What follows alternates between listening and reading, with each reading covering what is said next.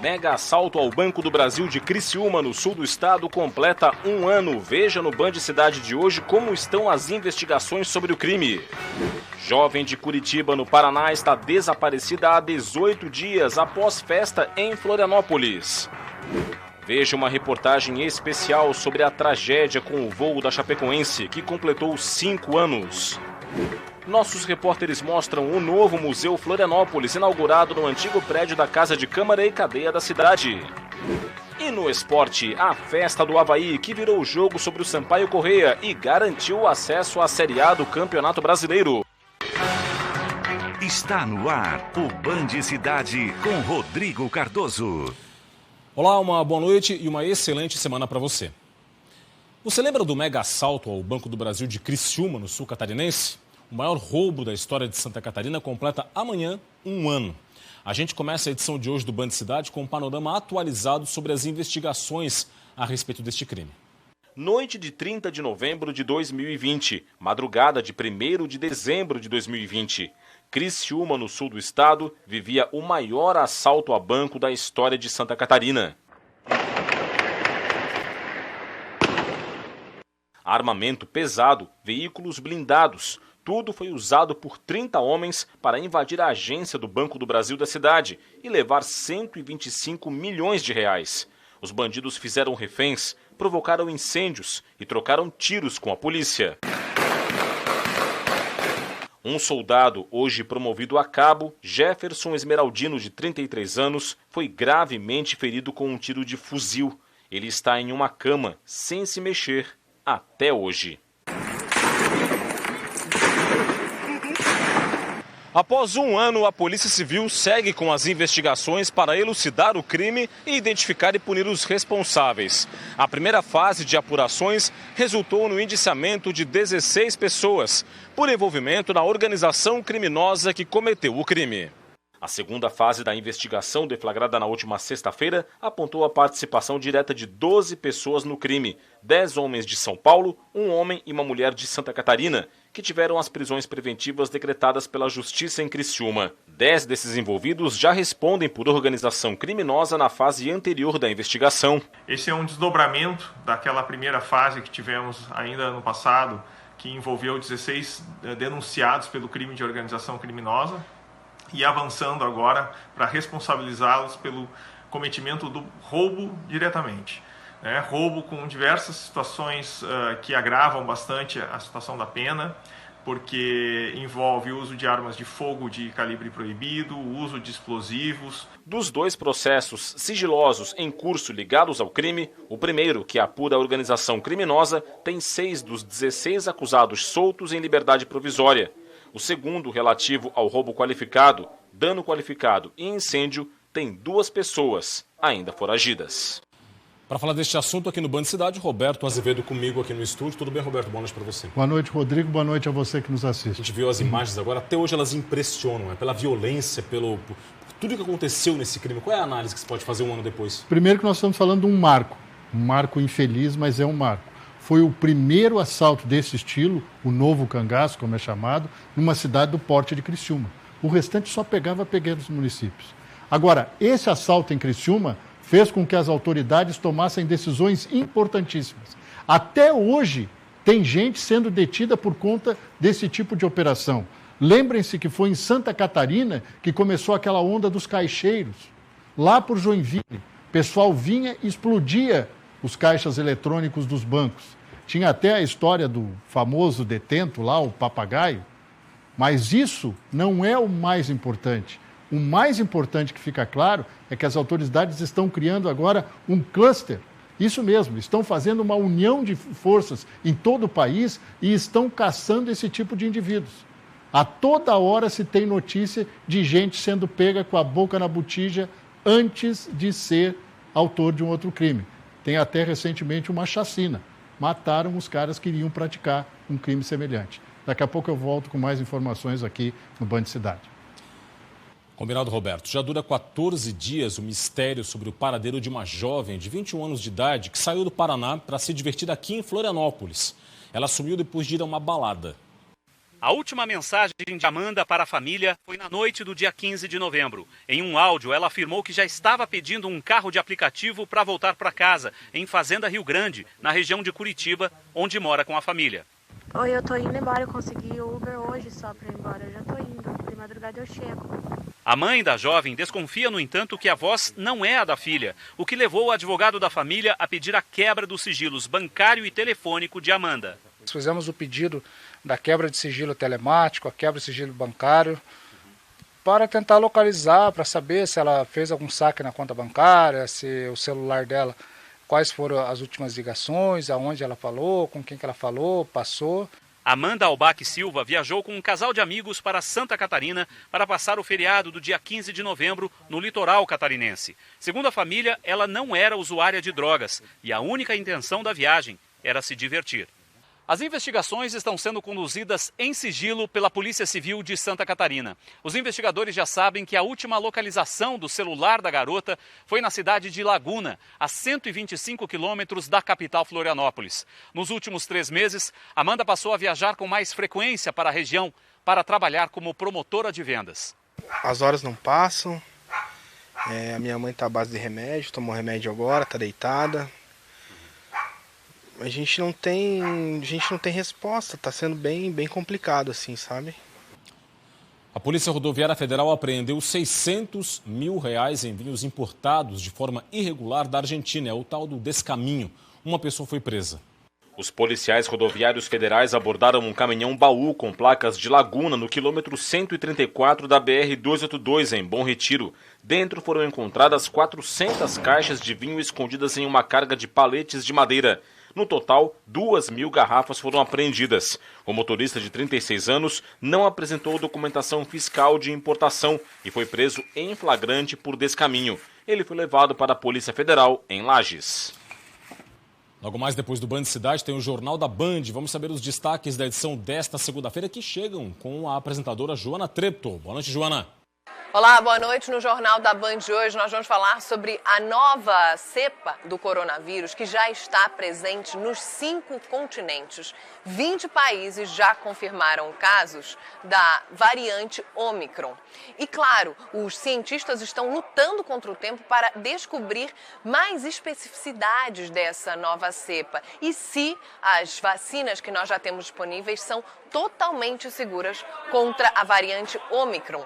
Em Portugal, 13 jogadores de um time de futebol foram contaminados por um que esteve na África do Sul. Daqui do Brasil, nós falamos sobre as eleições do ano que vem. Geraldo Alckmin admitiu que há chances de ser vice-presidente da chapa do ex-presidente Lula. Essa discussão está caminhando. Nós vamos mostrar todos os detalhes a partir das 7h20 no Jornal da Band. O acidente com o voo da Chapecoense, a tragédia que emocionou o país, completou hoje 5 anos. A equipe viajava para a final da Copa Sul-Americana contra o Atlético Nacional de Medellín, quando o avião caiu na Colômbia. 71 pessoas morreram.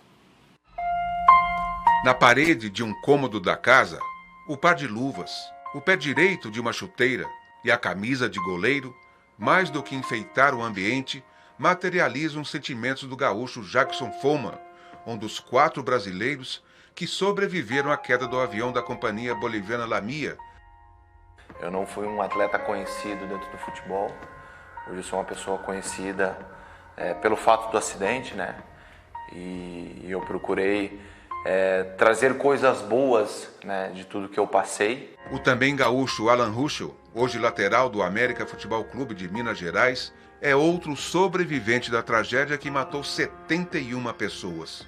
Rafael Renzel, nascido no Rio Grande do Sul e radicado em Chapecó, foi o único jornalista que sobreviveu àquele acidente. Em março de 2019, Rafael morreu vítima de infarto ao comemorar um gol feito numa partida de futebol. O carioca Hélio Hermito Zampier Neto, então zagueiro da Chape, foi o último sobrevivente a ser resgatado. 5 anos se passaram, mas Alan Ruschel mantém viva uma lembrança.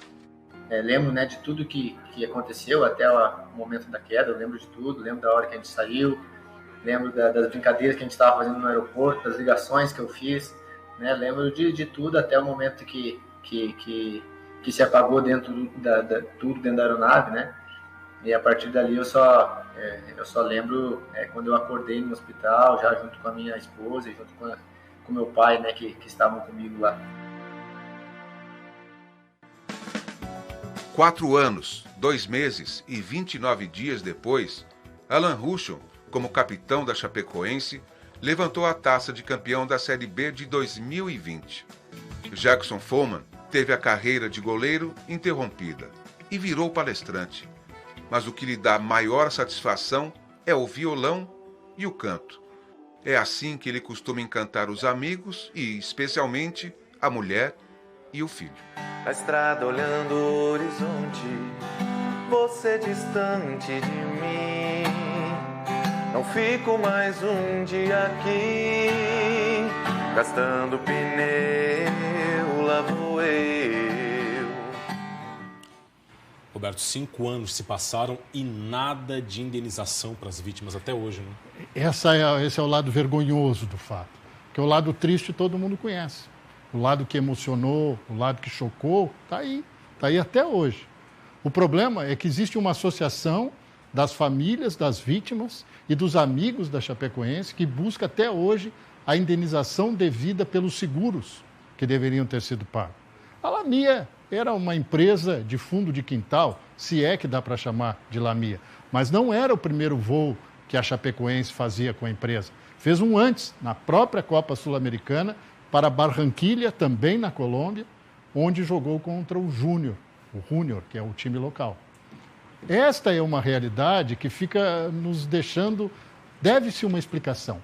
Existe até hoje, gente, uma CPI, Comissão Parlamentar de Inquérito, no Senado, lá em Brasília, discutindo o assunto. É muito pouco para se recompensar a perda. Nunca voltam as pessoas, mas tem que haver o reparo financeiro das famílias que perderam, muitas vezes, aquele que trazia o ganha-pão para dentro de casa. Trocando um pouquinho de assunto, uma informação, o atual secretário de Turismo de São Paulo, Vinícius Lumertz, que é catarinense aqui de Rio do Sul, colocou o nome à disposição para ser candidato do PSDB ao governo de Santa Catarina. Lumertz já foi do PFL, do MDB e agora está no PSDB. Em 1996, ele concorreu à Prefeitura de Florianópolis. Dito isso, um grande abraço e até amanhã. Até amanhã, Roberto. Ciclistas e moradores aqui de Florianópolis pedem melhorias na ciclovia que fica na Beira-Mar Sul e também na ciclocalçada que fica na SC 405. Quem utiliza os espaços reclama da falta de iluminação e também dos buracos na via. A Débora faz toda semana o trajeto do bairro Carianos até o centro de Florianópolis, de bicicleta. Junto com ela, o filho acompanha na cadeirinha. Mas pedalar por esse percurso não é simples. Exclusivamente na 405, a gente enfrenta bastante o terreno acidentado, né? Com muito buraco, a gente tem que sair muitas vezes de cima da bicicleta para subir de volta para a calçada, passar pela via, né, junto com os carros. Então é uma dificuldade bem grande que a gente encontra. Pensando em melhorar esses trechos que conectam bairros como Rio Tavares, por exemplo, até o centro da capital, é que a Amobici, a Associação Mobilidade por Bicicleta e outros modos sustentáveis, está com um abaixo-assinado, pedindo a participação de moradores e ciclistas. A gente está pedindo o total reabilitação e segurança para essa área aqui e também a melhor conexão com a nossa Via Expressa Sul ali. A ciclovia da Beira-Mar Sul tem 5 quilômetros de extensão. Nesse trecho, um problema aparece à noite. A iluminação é de extrema importância para a segurança dos ciclistas que passam por aqui durante a noite. E é por isso que a Amobici fez um levantamento relacionado à iluminação ao longo da ciclovia, que fica aqui na Beira-Mar Sul. No total, são 74 postes, mas apenas 25 estão funcionando. A contagem foi feita do primeiro bolsão até o túnel. Nesta imagem, é possível ver que a maior parte da ciclovia fica na escuridão. A gente teve casos na Amobici de pessoas que se machucaram à noite, tinha um buraco com chuva, porque não tem drenagem também, então o buraco era muito mais fundo, não viram. A Prefeitura de Florianópolis informou que a ciclovia que já existe na Beira-Mar Sul não é competência do município, mas do Estado.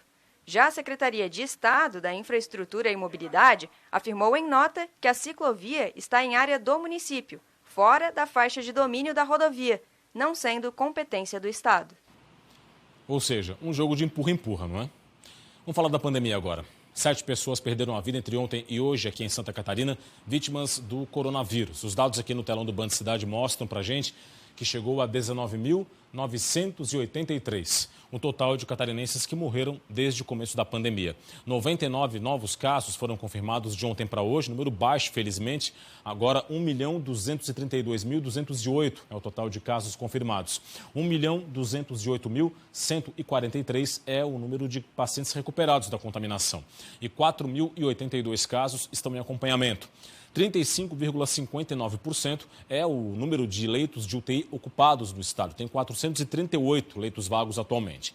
E o novo mapa de classificação de risco para a Covid-19 segue 100 regiões em risco grave ou gravíssimo para a doença. É a 8ª semana consecutiva.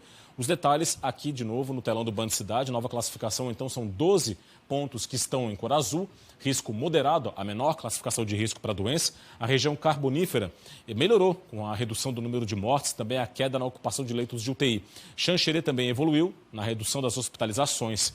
As duas regiões foram do alto para o moderado da semana passada para essa. Alto Vale do Itajaí, com aumento de mortes e de casos novos.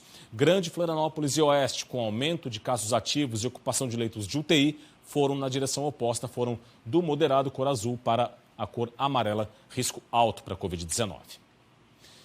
Vamos agora dar uma olhadinha no vacinômetro na tela para a gente. Vacinômetro para você, na tela está aí, ó. São 11 milhões e 700 mil casos, né? 11 milhões 219 mil doses aplicadas, perdão. 11 milhões 219 mil doses aplicadas. 79,09% dos catarinenses já receberam a primeira dose, pelo menos a primeira dose. E 68,38% estão com o esquema vacinal completo até este momento. Uma área de alta pressão influencia o tempo nesta terça-feira aqui em Santa Catarina. Veja agora os detalhes na previsão do Band Cidade.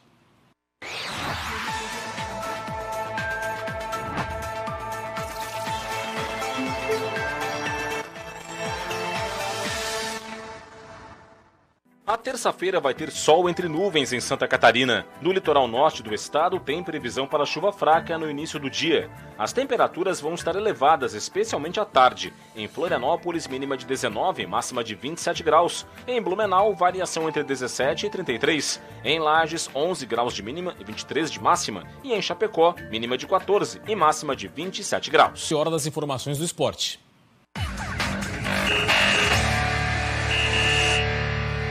Festa no Avaí, o time catarinense conquistou o tão sonhado acesso à Série A do Campeonato Brasileiro.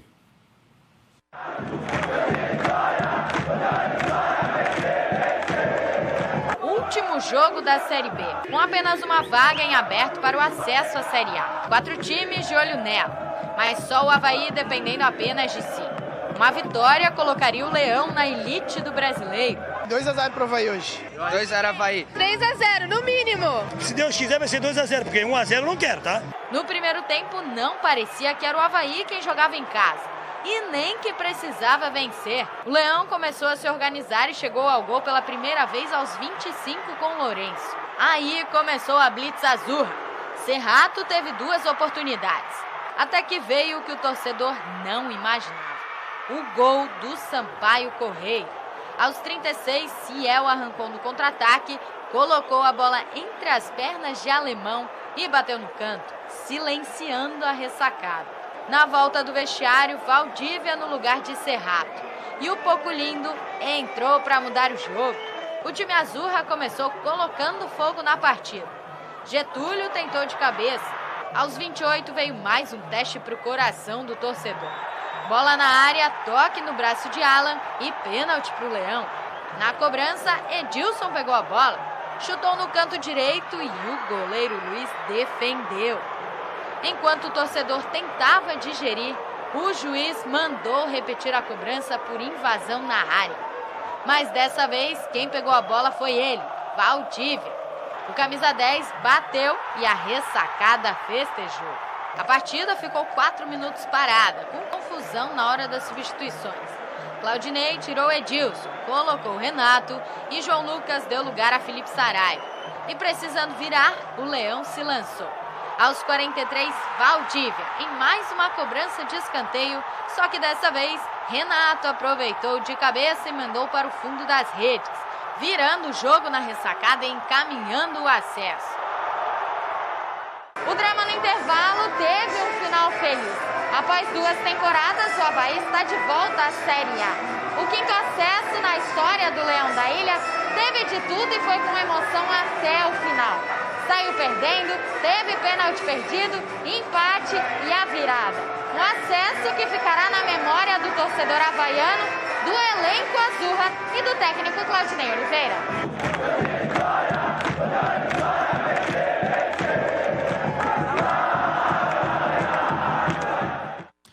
Parabéns ao Avaí.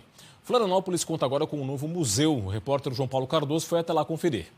O Alex ficou impressionado com a clareza de detalhes das histórias contadas no Museu de Florianópolis, inaugurado no dia 24 de novembro no centro da capital. E hoje em dia, quando a gente vê tudo isso aqui, como está, não imagina, quem passa na frente não imagina que aqui já teve, como diz outro, sofrimento e dor. O azul do mar está presente em cada detalhe da exposição.